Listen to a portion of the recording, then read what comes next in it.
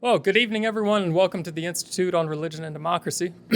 My name is Max Perwant. I'm a research fellow with IRD, and it is my distinct pleasure tonight to welcome our two guests, Bruce Hoffman and Jacob Ware, to discuss their new book, God, Guns, and Sedition, Right-Wing Terrorism in America. So to begin, let me contextualize this talk a bit.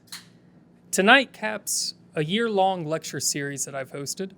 That lecture series was primarily focused on jihadism and why jihadism it's still in some ways a growing threat to American interests and regional stability in the Middle East and Africa. I end with tonight's talk on right-wing terrorism for a few reasons.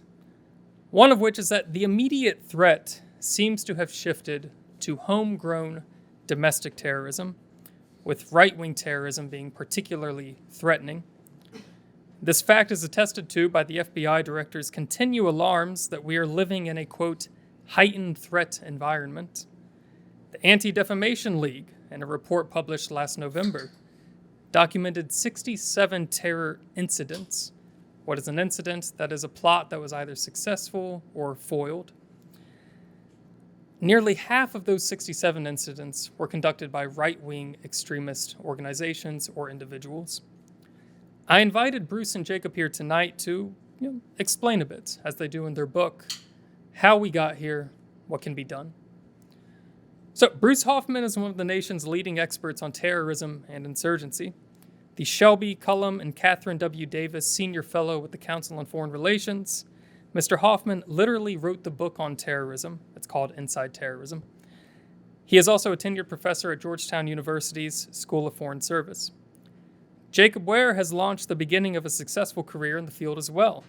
A fellow with the Council on Foreign Relations and an adjunct professor at Georgetown University, Ware has, with this latest book, established himself as one of the nation's leading experts on terrorism. So before we let them take the podium, I would like to say we are selling copies of the book tonight for $25 a piece on Venmo. In fact, they took the time to sign them. So grab yourself a copy if you haven't already. Okay, well, ladies and gentlemen, without further ado, please welcome to the stage Bruce Hoffman and Jacob Ware.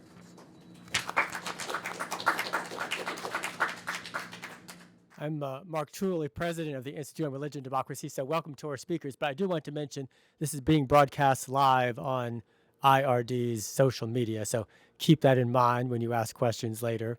And we also will be posting the video on YouTube later for the benefit of other listeners. So thank you again. Thank you both, Max and Mark, for that extremely warm welcome and for this very kind invitation to come speak to the IRD. It's a great pleasure for us. The book does have a religious dimension, which I'll discuss in a minute. And I'll also tell you, let me begin actually by telling you how we came to write this book and why we wrote this book.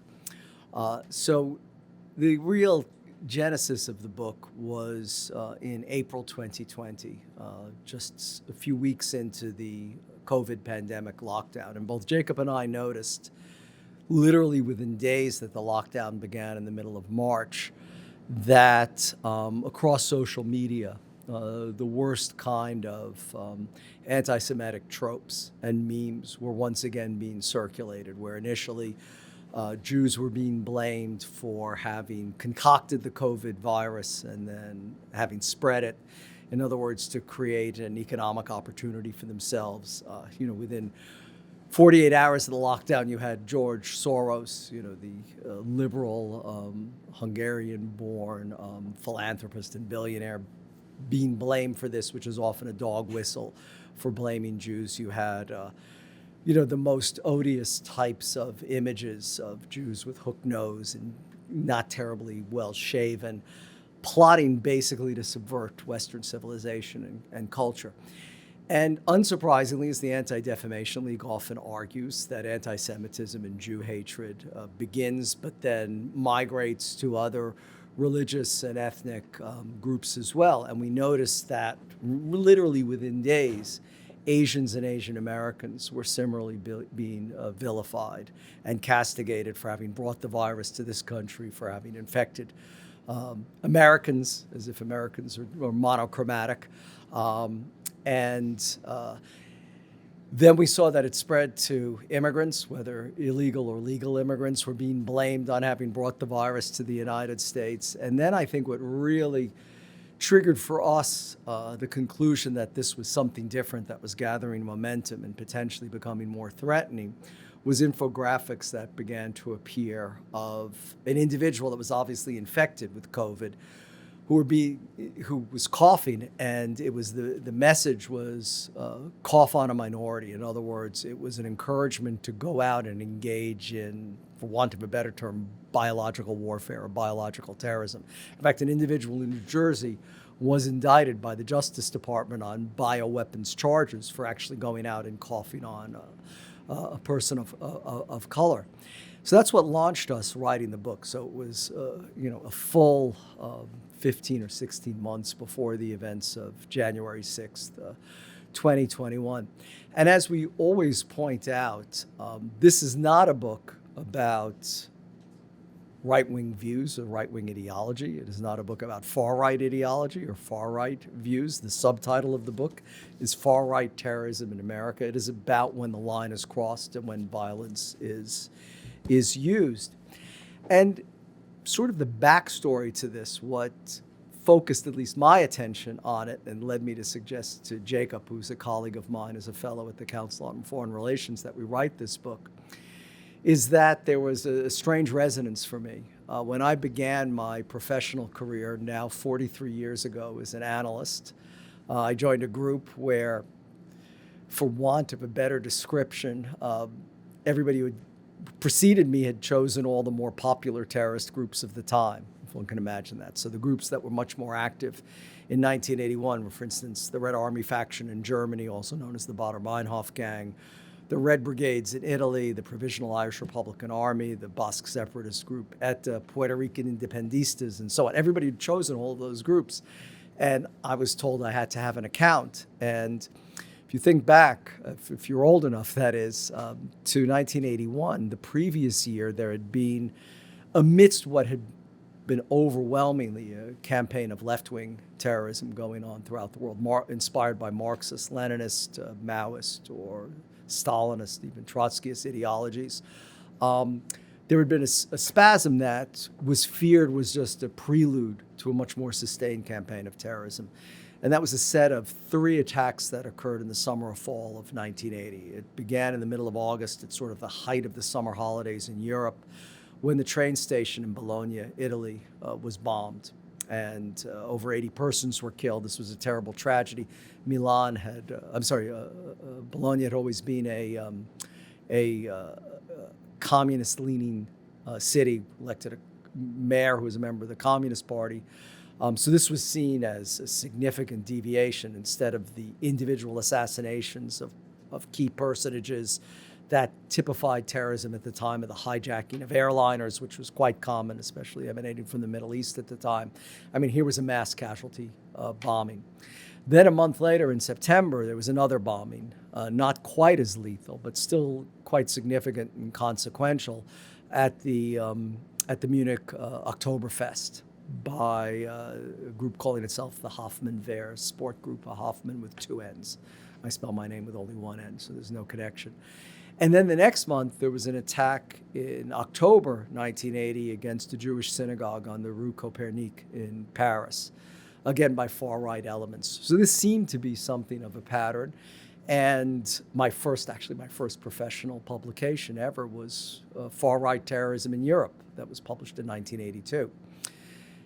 But then within a year or two, I began to notice a similar phenomena that actually was more entrenched and better organized in the United States. And from roughly the mid-1980s until September 11th, I followed very closely far-right extremism, violent far-right extremism in the United States, that is to say terrorism. And I'll come back to that in a second when I talk about the title of the book. And that was very much a focus of my work during that period. But then, of course, September 11th, 2001 happened, and like every terrorist analyst everywhere, our attention, whatever we were doing, was wrenched onto a completely different subject. Indeed, Max, the subject of previous talks here this year on Salafi jihadist terrorists, and initially on Al-Qaeda, and then on ISIS. And I have to admit, this was the last thing I ever thought that I would be coming back to study. But events in the United States, like the 2014 terrible mass shooting at the Mother Emanuel Church in Charleston, which claimed the lives of over a dozen worshipers by a white supremacist, wrenched my attention that this phenomena may yet be gathering momentum. Of course, an event that Jacob perhaps will talk about, that was seminal to his interest in this field, occurred 3 years earlier when there was the attacks in Norway and Oslo and Utøya Island by Anders Breivik.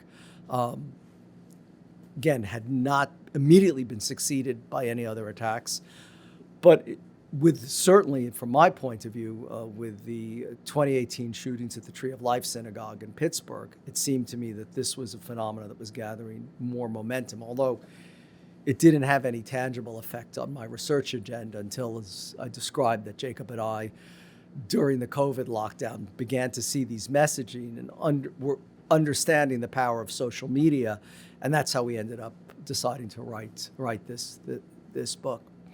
So let me say a bit about the title, because the title does have a religious dimension, and because it does talk about God. So the title, God, Guns, and Sedition, came very late in the process. We had finished the book. We had gone through a succession of other titles that all fell by the wayside for one reason or the other, or were laughed at by people. And this title, completely serendipitously, I mean, it just hung together for both of us that it described the book. But then I realized afterwards, completely serendipitously or coincidentally, it actually described the eras of the book, the eras that make up the historical trajectory in the book that we discuss. So the God part actually refers to the 1980s.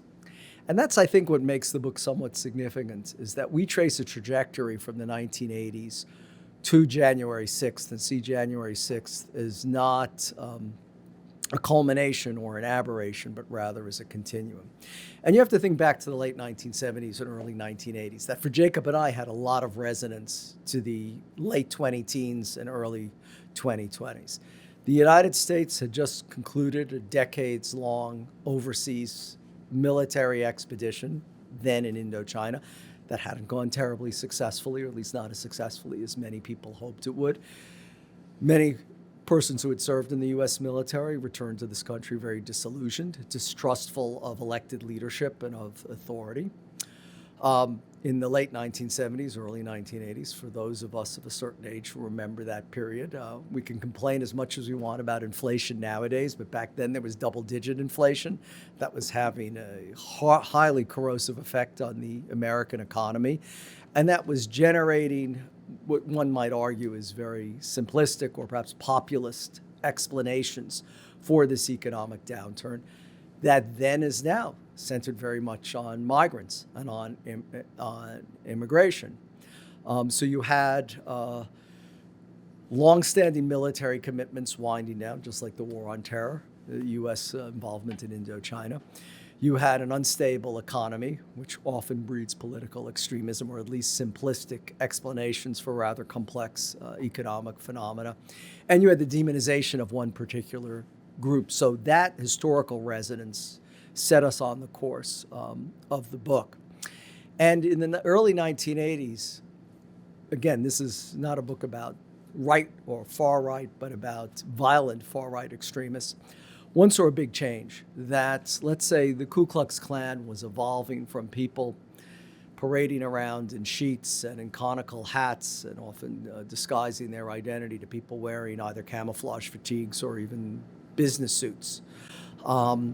So it was a movement that was changing and moving beyond just the hatred and racism and anti-Semitism, or xenophobia for that matter, actually to a seditious mindset. Right? A profound anti-government animus was beginning to overtake this movement. or overwhelm this movement. I mean, today it's commonplace that we call the geography inside the beltway that surrounds Washington, D.C., the swamp. Back then it was called ZOG, ZOG for the Zionist occupied government, which gets into this conspiratorial notion and the demonization of Jewish people. So there was a shift in the movement that was, I mean, the Ku Klux Klan styled themselves as patriots. This was a very idiosyncratic and very different interpretation of patriotism that often had it as a core profound distrust of the federal government.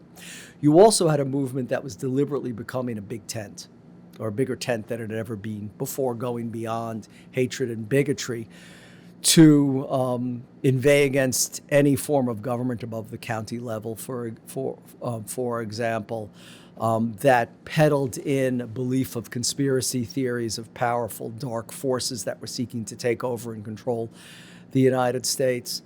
And it was a movement at the time that did have a salient, although because it was a big tent, it's hard to say how consistent it necessarily was across the board, but did have a salient theological or clerical dimension.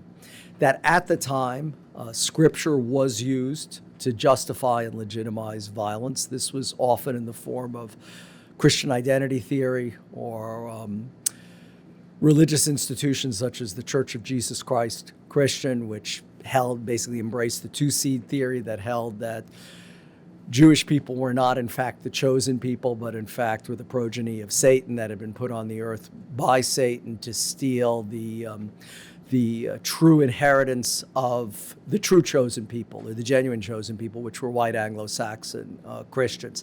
This devolved from a movement in the United Kingdom, particularly in England in the mid-19th century, Anglo-Israelism. That was a completely pacifistic movement.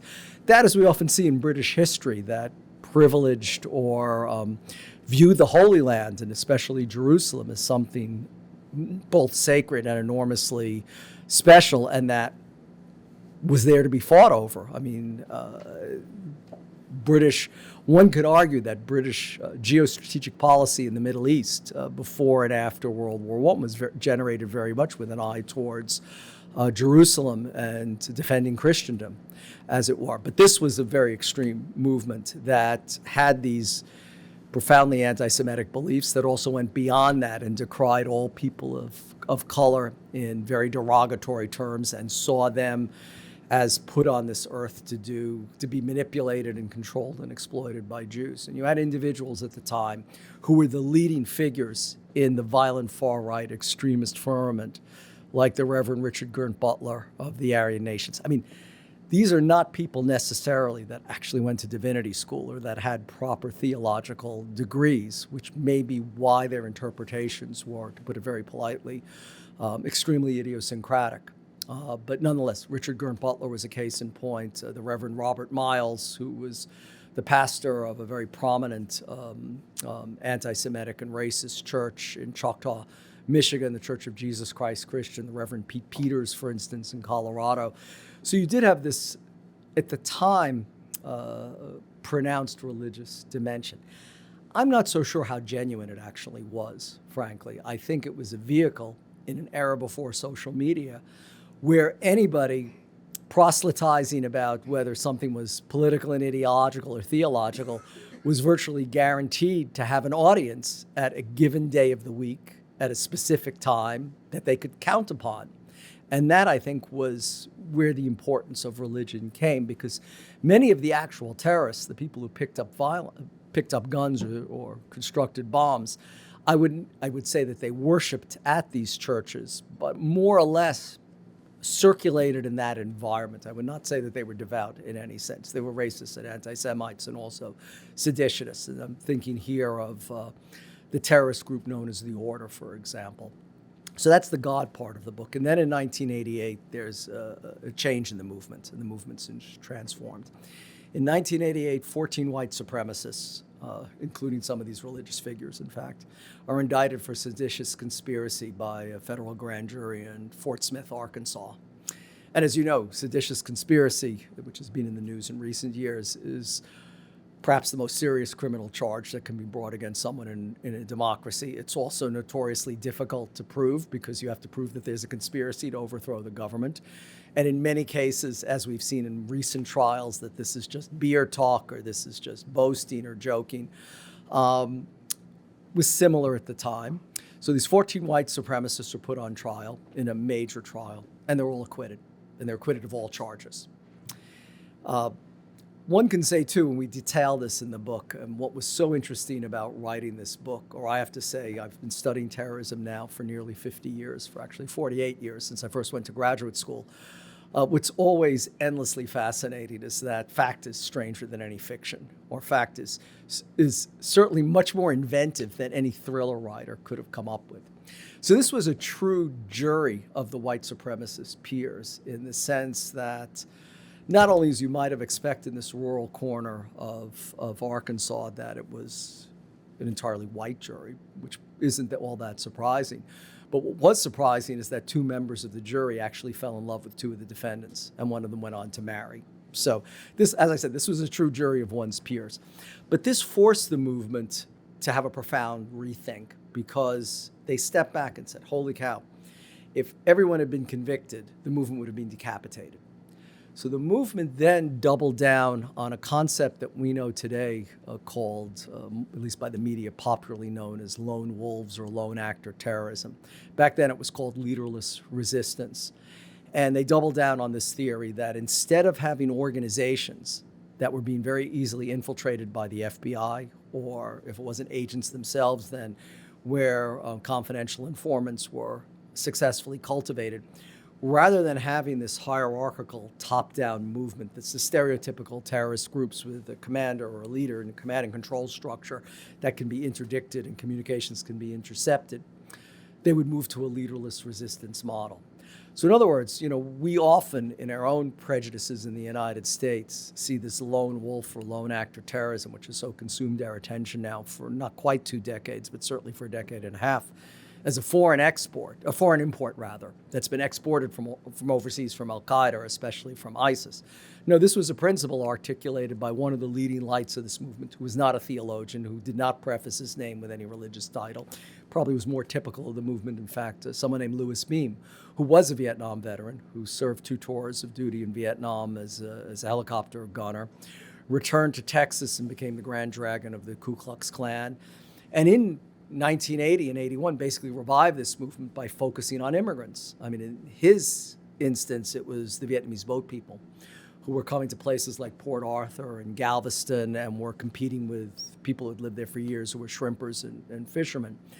And Beam came up with this idea of leaderless resistance in 1983 or 1984, but then in 1988 doubled down on it. And also, I'll say parenthetically, this idea of people being radicalized and recruited by social media is also a phenomena that we ascribe to the Middle East or South Asia or to terrorist groups like Al-Qaeda and ISIS. No, it was Louis Beam who, in 1983 or 1984, came up with the idea of bypassing wiretaps on phones that the federal authorities were using with great success. Also, white supremacists were being arrested for sending hate mail internationally, which actually is a federal crime. So it's almost like Al Capone being arrested for tax evasion. White supremacists were being arrested for U.S. postal offenses because they were sending hate mail to like-minded hate mongers in Canada and West Germany in particular. So this was a movement that always from the start aspired to have a transnational footprint. So Beam came up with this idea of using something in 1984 that was little known and many people did not possess: desktop computers attached to modems. Modems that had 80 to 160 bauds, which could not upload images, much less video clips or anything like that. But it was a very successful way of obviating or overcoming the scrutiny of federal law enforcement, and also not being susceptible to being arrested for postal fraud. So the movement went to leaderless resistance, and now, after 4 or 5 years of having used these forms of communication, was confident that they could go to a decentralized, to use the vernacular of the 21st century, a flatter, more linear, more networked movement. That was what this movement became in the late 1980s. And it tapped into one emergent trend then, and then another trend that surfaced in 1992. The first emergent trend was the advent of the militia movement in the United States. that often had a survivalist orientation, that believed that the end of days was coming, and did have, in certain circumstances, a theological component. The compound in Mountain Home, Arkansas, of the Covenant Sword and Armor of the Lord would be one example. Elohim City in Oklahoma was yet another one. And militia movement, because all extremist movements are constantly searching to expand their constituency, to broaden their base of support. Otherwise, if they're not growing and they're not moving forward, they're not going to survive. So they have to continue to attract support. And common cause was made with many people in this emergent militia movement. And then by the early 1990s, and this gets to the guns part of the book, Clinton administration comes into office and embarks on a more active, one could even say more aggressive, campaign on gun control, or certainly on firearms regulation, which convinces people in the United States that this is part of a plot by the federal authorities to seize the firearms held legally by Americans, as guaranteed by the Second Amendment of the U.S. Constitution. And this feeds into, of course, a time of profound change. The Berlin Wall had fallen in 1989. The Soviet Union and the Warsaw Pact had ceased to exist within 2 years from that. And then President George H.W. Bush proclaimed a new world order. And this all fed into a new conspiracy theory that the United Nations, allied with globalists, allied with mysterious elites in two coasts of the United States, the East and the West, not necessarily the southern coast, certainly not the southern coast, were conspiring once again with Jewish people to take over the world. And also, as a prelude to that, to seize firearms legally held by Americans. And this became amongst the many motivations that inspired Timothy McVeigh to carry out the most lethal terrorist attack in the history of the United States until the September 11th, 2001 attacks. And that was the bombing on April 19th, a highly symbolic day, April 19th, 1995, of the Alfred P. Murrah Federal Office Building in Oklahoma City, where 168 persons perished, including 17 children, toddlers and infants in America's Daycare Center, which McVeigh would have had to have known about because he positioned his bomb in the center of the building. And if you were looking at the Murrah building, or at least the side of it, the long side of it, just to the left was America's Daycare with a huge sign, and a horrible tragedy. April 19th was significant because 2 years previously, the FBI and Bureau of Alcohol, Tobacco, and Firearms had launched the final siege on the compound of the Branch Davidians in Waco, Texas, and in the course of which 75 persons perished, including a large number of children as well. McVeigh was animated by exacting revenge for Waco. He believed that the Murrah building housed the headquarters or the field offices of the FBI and the Bureau of Alcohol, Tobacco, and Firearms that were responsible for Waco. That was inaccurate. McVeigh was actually present at Waco during the siege, where he was selling bumper stickers opposing the federal government. McVeigh had also, to give you an idea of the compound motivation, so one was clearly revenge. Another one was McVeigh's own zealous advocacy of Second Amendment rights and this fear that the federal government was going to take away the weapons of Americans. And of course, during the Clinton administration, a 10-year ban was imposed on assault weapons that expired in 2005 that wasn't continued. McVeigh, interestingly, was not a white Anglo-Saxon Christian. He was Caucasian, of course, but he was actually raised as a Catholic and grew up outside of Buffalo, New York. But nonetheless, I think fascinatingly, he traveled within these circles. He spent time at Elohim City, for example. He was completely immersed in the Turner Diaries. And for those of you who don't know what the Turner Diaries is, it's a novel, a highly dystopian novel that was published in 1978 by someone named William Luther Pierce, writing under the pseudonym Andrew MacDonald.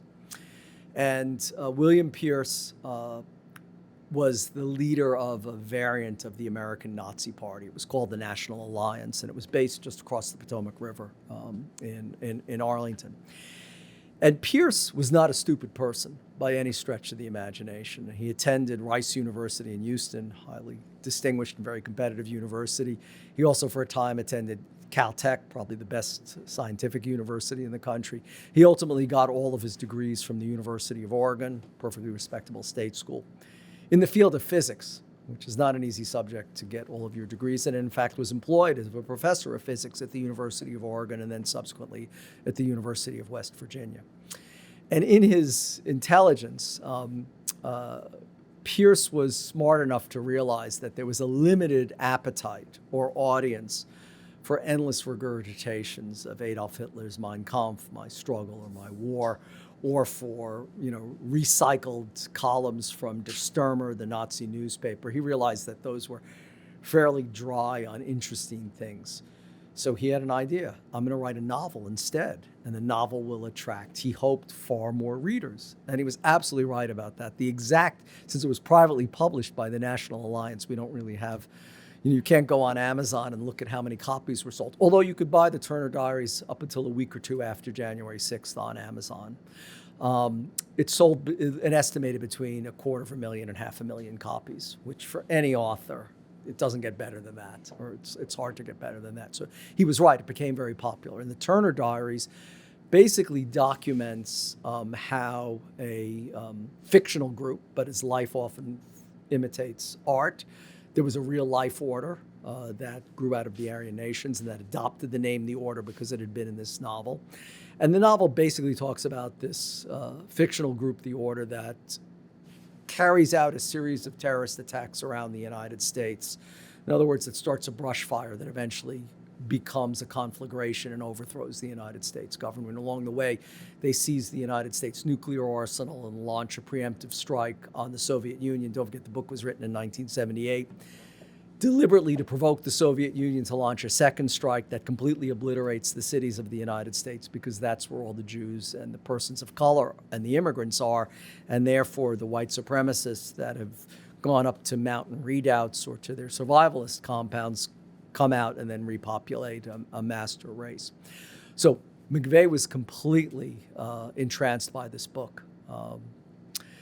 When he was arrested about an hour after the Murrah building bombing, there was a very alert Oklahoma State trooper who noticed that the Buick, that I think it was a Buick Regal that he was driving, did not have a front license plate and pulled him over. And when the trooper came up and looked in the window, he very alertly and astutely noticed that there was a bulge under McVeigh's left arm, and he surmised that there was a pistol there. And in fact, there was a .45 caliber pistol there. And he asked McVeigh, "Do you have a weapon?" And he said, "Yes." And things unfolded from there, and McVeigh was arrested.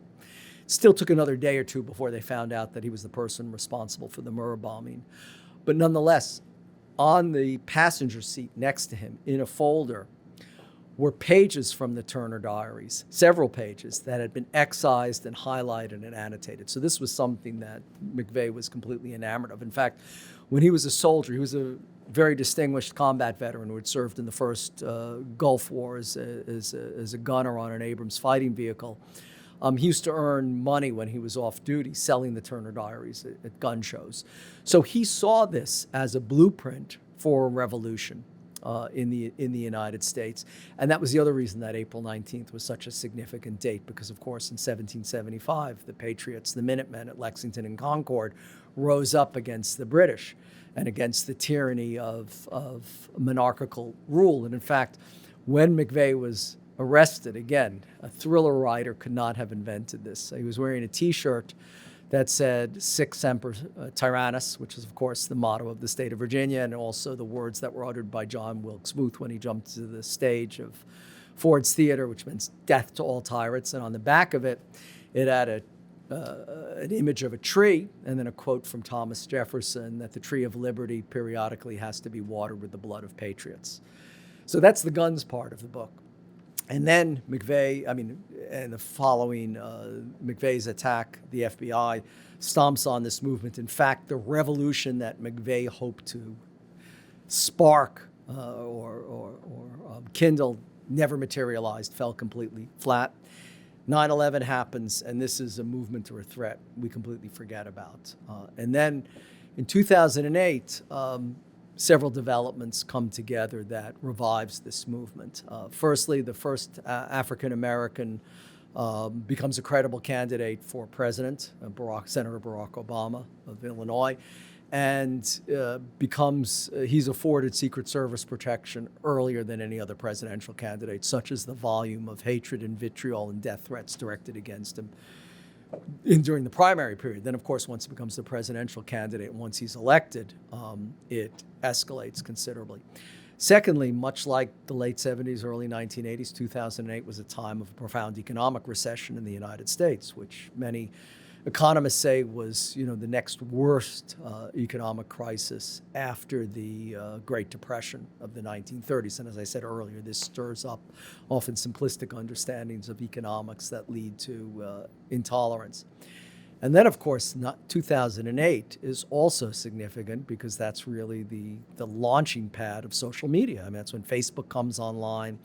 And that's where a lot of these groups who were only able to get a very limited resonance if they were preaching in the right kind of church with a sympathetic congregation in the past, or through their flyers or newspapers, they had a very limited reach. But now they have the power of social media. And with Barack Obama's election, social media begins to see this as a turning point in America, and not, in their view, not for the better.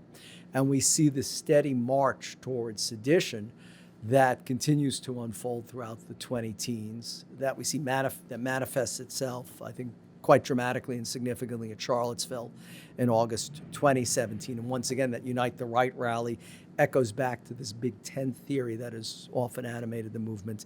And then we have the events of January 6th, 2021 that fit into, as we argue, this pattern where sedition is becoming trafficked more and more, and even becoming more accepted. And the reason I say that, and I'll turn it over to Jacob in a second, is that successive polls conducted by the University of Maryland and the Washington Post have revealed that roughly a third of Americans believe that in quote-unquote certain circumstances, violence can be justified against the federal government, which to me is astonishing in a democracy, that a third of Americans, or at least that sample poll. What I find is even more astonishing is, perhaps not surprisingly, given the political landscape, or perhaps given our prejudices, roughly in the 30 percentile are people who self-identify as Republicans, which in the years since President Trump's election and January 6th might not be surprising. But in the high teens and often in the mid-20th percentile are people who self-identify as Democrats as well. So this is something that unfortunately has a degree of bipartisan support, which I find enormously worrisome. And I have to say, again, in the many things that have astonished me in nearly half a century of studying terrorism, the fact that this is something that Americans actually embrace, I find enormously disturbing. So that's basically the historical context of the book. Let me turn it over to Jacob to talk about some of the key themes, and then I think to get into some of our policy recommendations as well. Well, thank you, Bruce. Expertly done, as always. Thank you, Max, for having us. Thank you for that exceedingly kind and undeserved introduction. It's really wonderful to be here. I thought I would actually start today by maybe preempting some of the questions that I think might come up because they've come up elsewhere in our book tour. One of the ones we often get is, why are you looking at this movement? Why not Christian nationalism? Why not the far left? And I just want to put some stories, some color to some of the data that you raised at the start. Let's just look at the last, let's say 13 years here. In Oslo in July 2011, there was a twin terrorist attack that occurred by a neo-Nazi that killed 77 people, most of them children. Oak Creek, Wisconsin, August 2012, 7 fatalities. Charleston, South Carolina, June 2015, 9 fatalities. Charlottesville, Virginia, August 2017, 1 fatality. Pittsburgh, Pennsylvania, October 2018, 11 fatalities. Poway, California, April 2019, 1 fatality. Christchurch, New Zealand, March 2019, 51 fatalities. El Paso, Texas, 23 fatalities, April 2019. Halle, Germany, 2 fatalities, October 2019. Hanau, Germany, February 2020, 11 fatalities. Buffalo, New York, May 2022, 10 fatalities. Jacksonville, Florida, August 2022, 3 fatalities. That's the backdrop here. That's why, the reason why we don't look at Christian nationalism as much, the reason why we don't look at far left terrorism as much, is not because we don't see it as a threat or an issue. It's not that we don't recognize the extremes. It's that the death toll in domestic terrorism and homegrown terrorism right now, the center of gravity is really the far right. So let me talk briefly about, I think our book, available on the side there on Venmo. Our book really has two main accomplishments. One is that historical narrative that my co-author so expertly laid out, and that I hope I kind of continue a little bit with that brief interlude.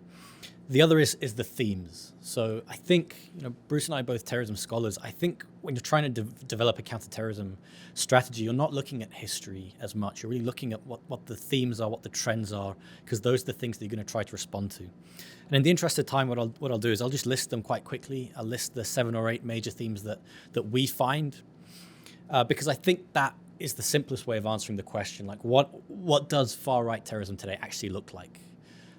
And that we can use that springboard to talk about some of our recommendations. So again, I'll be very quick here. This is also a good bullet point list. If there's anything that's particularly interesting, happy to talk about this in more depth. The first theme, the most essential one, Bruce has already previewed it, is the role of communications technology in driving the violent far right. Ever since the start of this movement, they've always been on the cutting edge of communications technology, whether it was the internet, social media, live stream technology, and so forth. I think that really matters right now because we're going over the precipice, over the cliff of a new generation in social media, online digital technologies with generative AI and deepfake technology, which have really caught us unaware. I think if history is going to be a guide here, if you want to see how terrorists and extremists are going to use these technologies, look to the far right, because they typically are the pioneers in these technologies. Second theme, again, Bruce previewed it, very closely related to communications, is changes in tactics and targeting. So in early eras of terrorism, you would see largely complex, coordinated plots, often groups or small cells, using quite advanced technologies like bombs or suicide devices. And they often targeted what we call harder targets. So military bases, government installations, being good examples of that. As social media has played a bigger role, and as individuals, as Bruce mentioned, have turned more to that leaderless resistance model, the lone actor model, they've turned more towards more rudimentary attacks. So often those include cruder or easily accessible weapons. So you're not really seeing the explosive attacks like April 1995, more mass shootings. And that also means we're not really seeing those attacks at hard targets. We're seeing more soft targeting, largely places of worship, supermarkets, and busy streets. So when you look at the trajectory of those incidents that I mentioned at the start, largely you're seeing lone actors radicalized online, attacking softer targets using rudimentary weapons, to include firearms in the United States. Third theme, and probably I would say the most controversial one that we've run into on our book tour, but nevertheless important, is the history that this movement has with the United States military. Quite a nuanced issue. So if you break it up into 3 categories, you have individuals who might radicalize before their service, during their service, after their service. In our study, we find overwhelmingly you're looking at veterans, often combat veterans who have come home and radicalized often decades after their service. We also see a prevalence of individuals who have entered the military. So again, seeking to undermine the military or get the training. This is a consistent theme throughout our story. The fourth theme is great replacement theory, and I'll explain that in a minute, but particularly something called ideological convergence under that umbrella.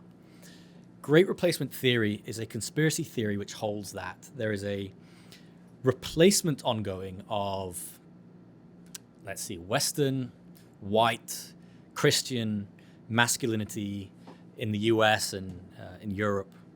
But crucially, that replacement's not accidental. It's deliberate, purposeful, orchestrated by Jews, cultural Marxists is a term they frequently use, and like feminists. within that, individuals are kind of picking different pieces of that story and advancing their own ideologies. We can talk about what that means. The fifth theme is personal vulnerabilities in the movement. Now, over the past 10 to 15 years, we seem to be seeing a rise in personal factors that accompany ideology. So you still have that ideological white supremacy, but you're seeing more young people. By young people, I mean teenagers.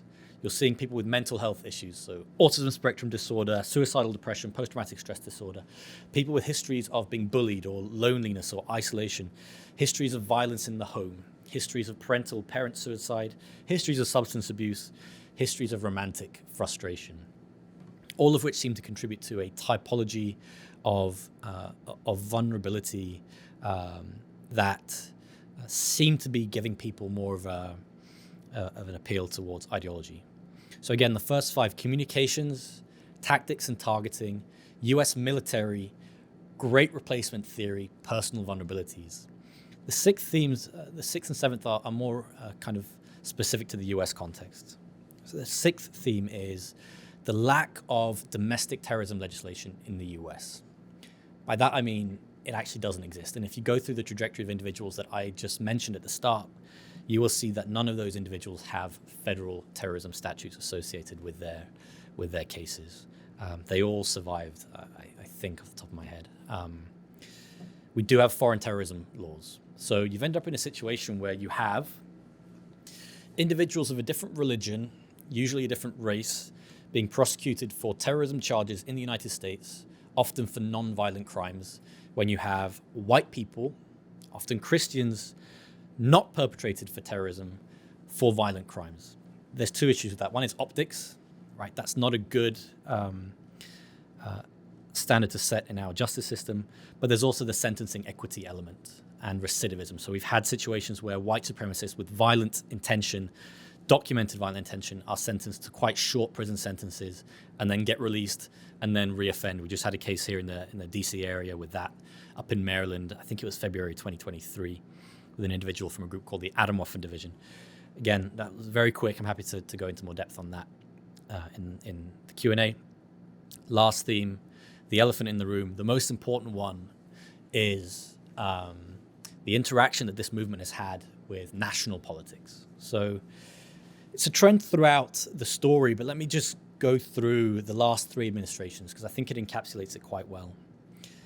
In 2008, the first black president is elected in the United States, and we see a large kind of groundswell of far-right white supremacist activity, both kind of mobilization and violence.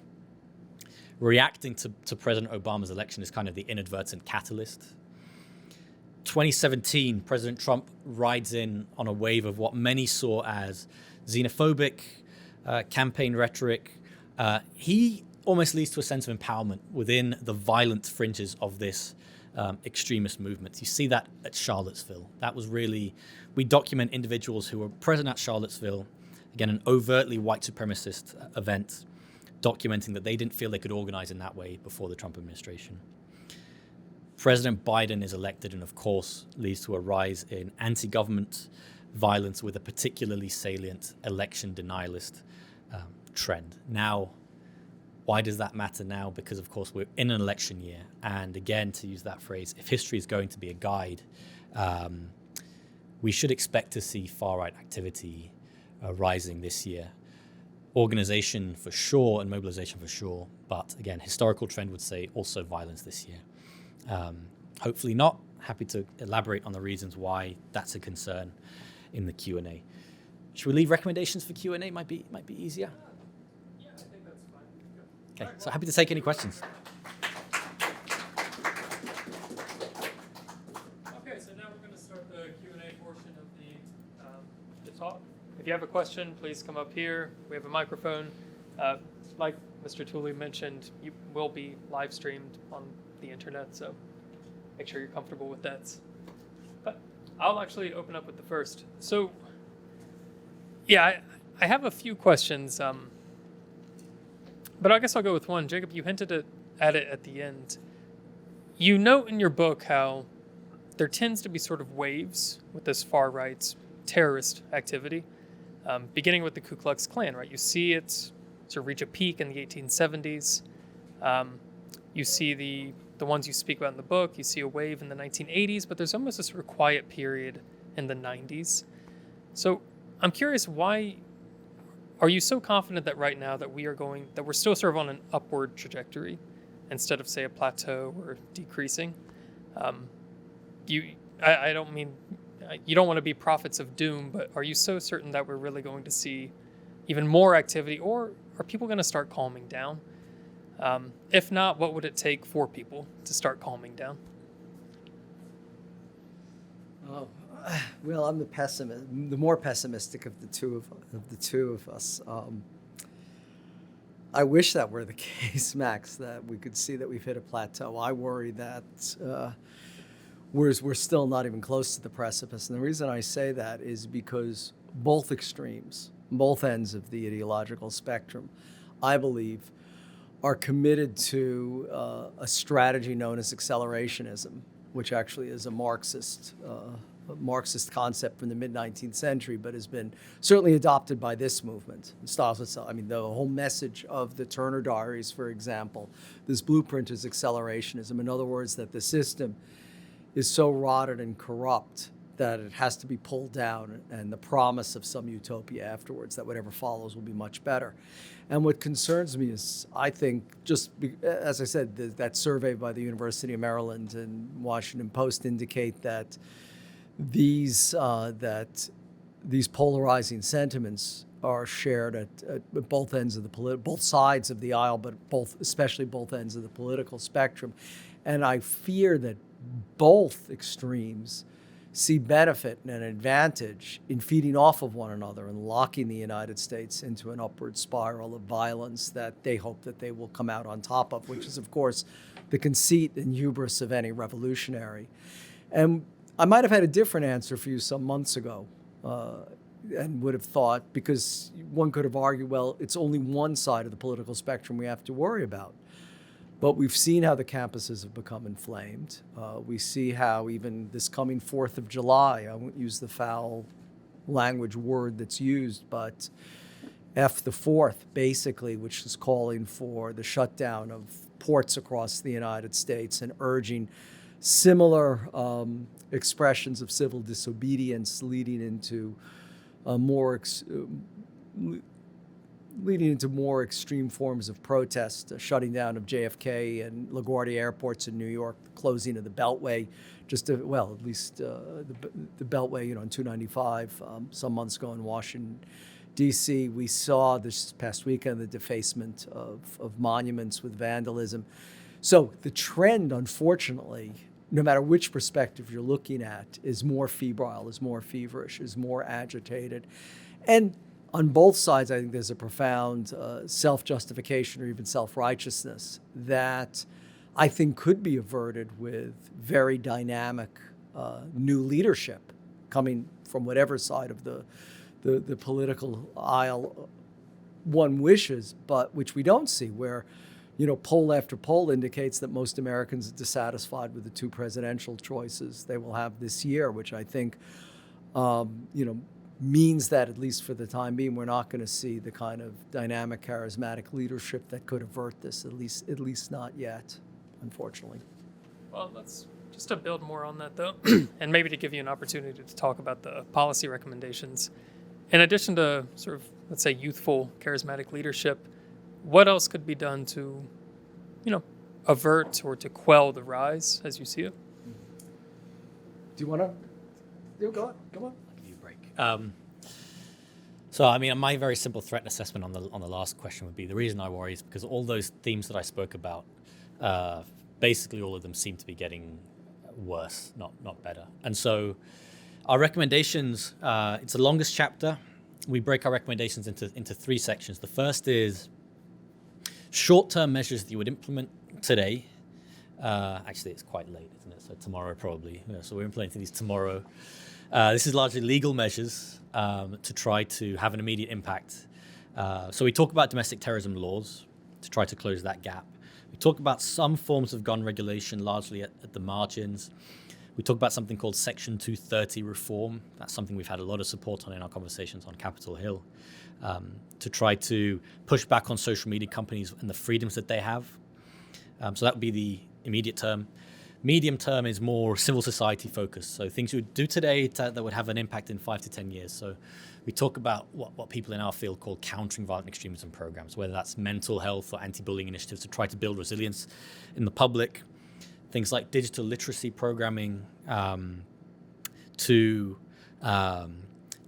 inoculate the American public from disinformation and from conspiracy theories. One of the issues we're going to have in this election cycle is that you are going to have a wasteland of artificially generated content on both sides of the aisle that is going to completely disrupt any chance of anybody believing that this election is legitimate. That's my opinion.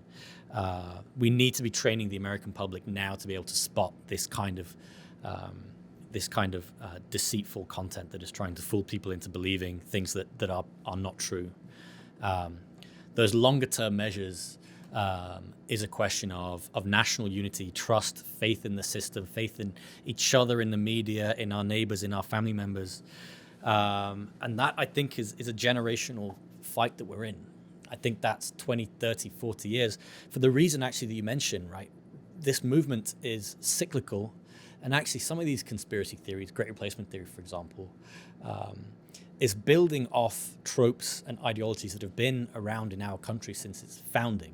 And so trying to build that unity, trying to build that trust, our experience from studying this book, our experience of running it through peer reviewers and reviews in our organization is there's a lot of cynicism that kind of rebuilt faith and trust in our country and our system can happen quickly. I think people seem to think, and I would agree, that it's really something that next generations are going to have to take, as Bruce kind of mentioned, take aboard. Thank you.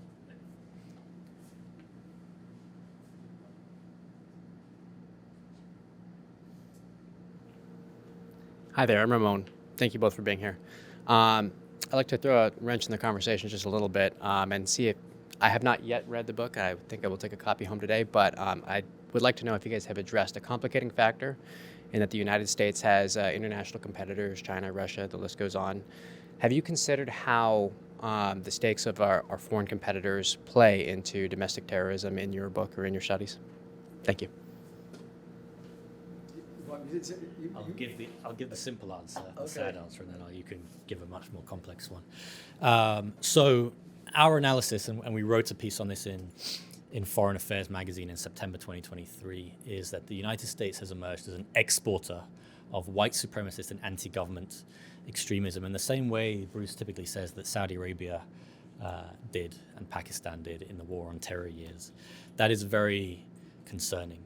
Let me give you an example of what this looks like in the strategic competition lens, because that's really important, and everything I think that we're doing now in DC in the national security space is kind of under that umbrella.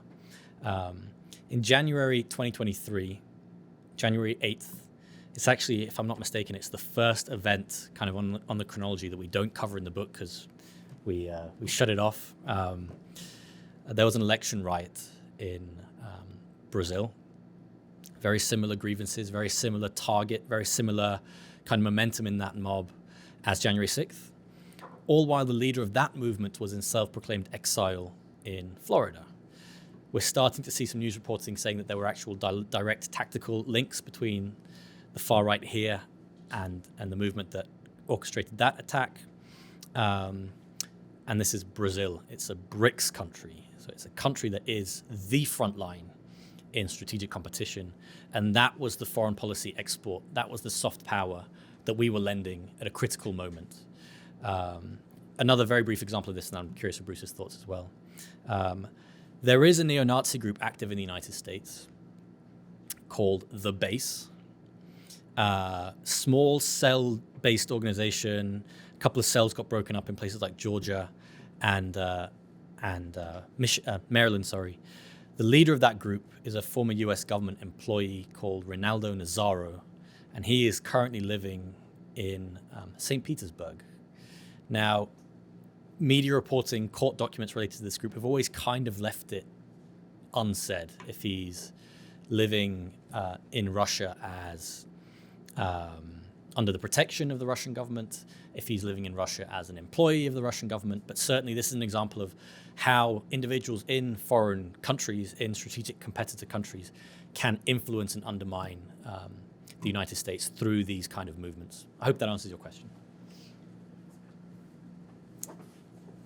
Well, it's a very good question, which I would expect nothing less from a graduate of Georgetown's Security Studies program. I had actually a different answer in response, and maybe I'm off base, but I thought it's, clearly our enemies throughout the world observe with great interest what goes on in the United States and actually are encouraged and emboldened by our own political divisiveness and polarization that see the end of the American experiment, that see the United States not the exemplar of freedom and democracy as we, incontrovertibly are. In the past few years, this, dark succession of development, there's one thing I often think about that continues to inspire me, and that's with the ignominious withdrawal from Afghanistan in August 2021. You had these Afghans desperate to flee and come to the United States, clinging to the wheel wells of military aircraft, and of course fell to their death. I mean, there's a friend of mine who served for many decades in the intelligence community, observed, and I think she's absolutely right. I mean, you never see people grabbing onto the wheel wells of aircraft to fly to Russia or to the People's Republic of China or to Iran or to North Korea. So the United States is still an exemplar, but therefore is any opportunity to undermine the United States standing in the world we see is encouraged. And I think Jacob's example of Ronaldo Nazzaro being situated in St. Petersburg, Russia, not Florida, is a case in point of the international dimensions of this. I mean, we already know, let's say with the student protests on campuses, that both al-Qaeda and the supreme leader of Iran, Ayatollah Khamenei, has taken notice and encouraged it. I would say that any dysfunctionality of our government, which of course is now something that is taken, that is entrenched itself for some years, is viewed gleefully overseas, and we can expect in this environment for the manipulation through social media and through other influence operations to be directed at creating even greater disunity, encouraging concepts like accelerationism, fomenting unrest in this country.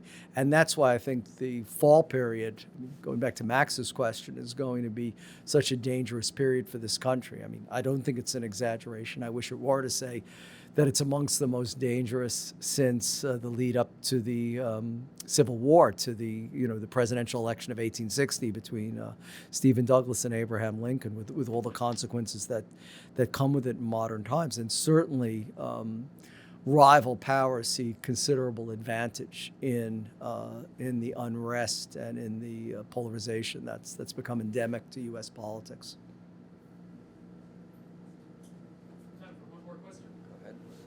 Well, it's not quite one more, but two questions that I'll try to push into one.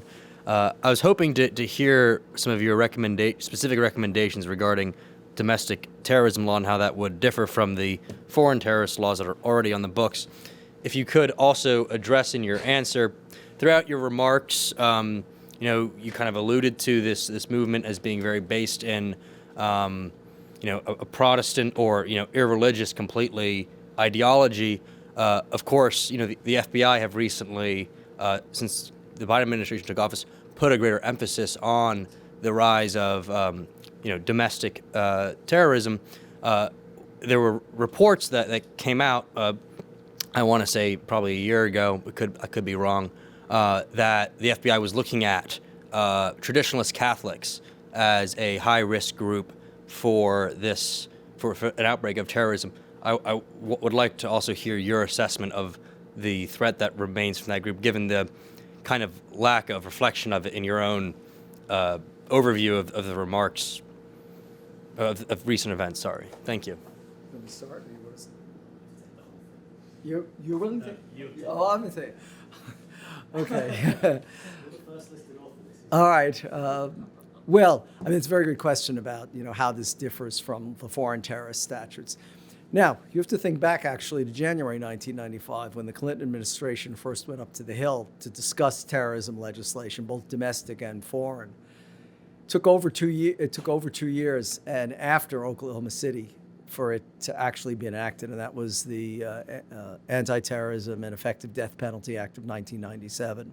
And that created, for instance, the foreign terrorist organizations designation list that the State Department maintains and empowers the Secretary of State to present that to Congress.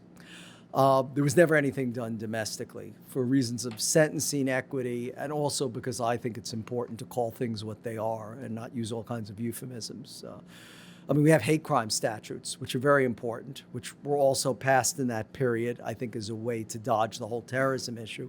But I think the significance of hate crimes legislation or laws is that this empowers judges for certain offenses to sentence people up to 3 times longer and express society's opprobrium and complete disapproval of acts of violence that fit within our criminal statutes, but in a democracy are viewed as being absolutely unacceptable and intolerable. And we both argue that terrorism should be included in that.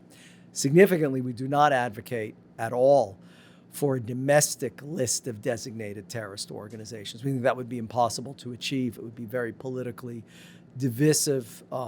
People would choose sides. So that we don't think is appropriate for the domestic setting. But we do think there should be greater, as I said, sentencing, equity in sentencing.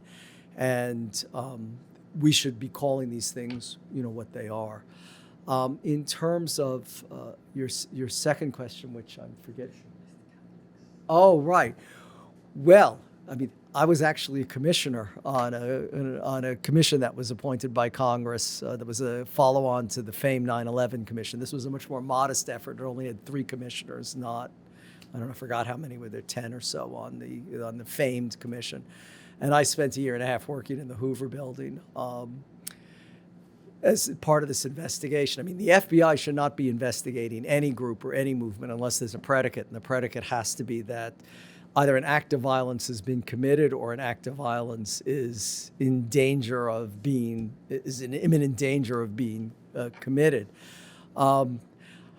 So I'm not quite sure, whether, any extreme interpretation of Catholicism, qualifies for that there actually has to be a crime. And this is one of the strengths of our country, is that First Amendment rights allow you to be as extremist as you wish. It's only when you cross the line into violence that it's interfered with. But I think your question, and whatever may be, I'm not aware of it, so I can't say. As I said, there has to be, the FBI is very strict. I've worked at both the CIA and the FBI, and the FBI, everything, when you breathe, there's lawyers that are commenting and often restricting what you can do, because after all, the FBI is gathering evidence. Their mission is to convict people in a court of law. But it is, I think, emblematic of, as I was describing, that there is this particularly feverish time in the United States where you can talk about extremism coming from any number of places that at least hint at, in many cases, violence, even if there's no actual violence. But I think it's emblematic of the frustration that Americans feel with the current political system, that in nefarious hands can be exploited or encouraged as part of this accelerationist theory, whether it's by homegrown or domestic violent extremists, or whether it's by overseas powers seeking to foment this kind of disorder for their own ends to further weaken the United States, I should say. Okay, well, that's all we have time for tonight, but thank you both very much. Thank you.